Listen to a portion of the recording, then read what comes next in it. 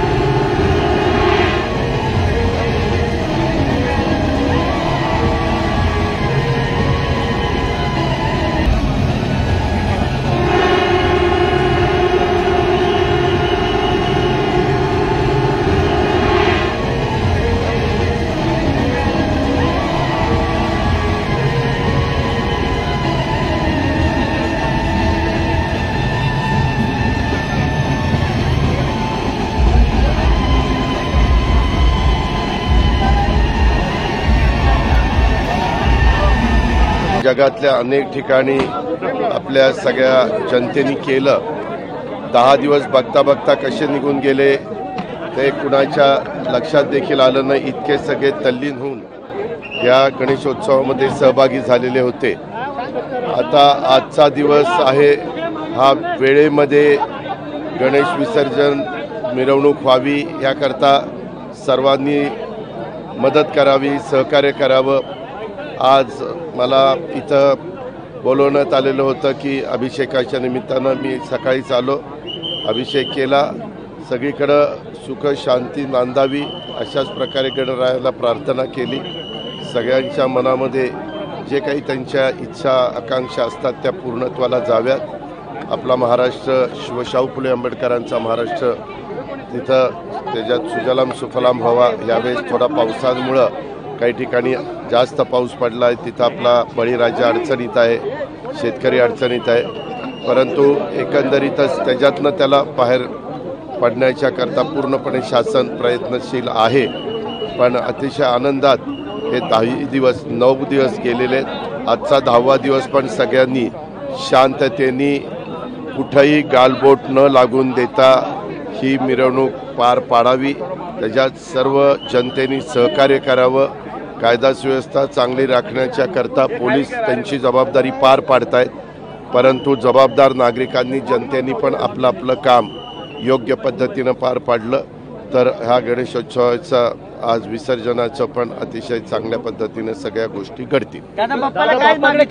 बाप्पाला हेच मागितलं की सगळीकडं सगळ्यांच्या तुमच्या मनात जे आहे ते मनासारखं हो, इतरांच्या मनात जे आहे ते मनासारखं त्यांचं हो.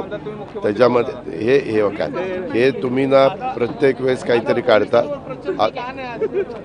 आजच नाही, ज्या ज्या वेळेस अशा प्रकारच्या महत्त्वाचे उत्सव असतात, सण असतात आणि प्रचंड मोठ्या प्रमाणावर तुमच्या माझ्या महाराष्ट्रातले नागरिक किंवा जनता त्याच्यामध्ये सहभागी होते, त्यावेळेस पोलीस यंत्रणेला त्यांचं काम करावं लागतं.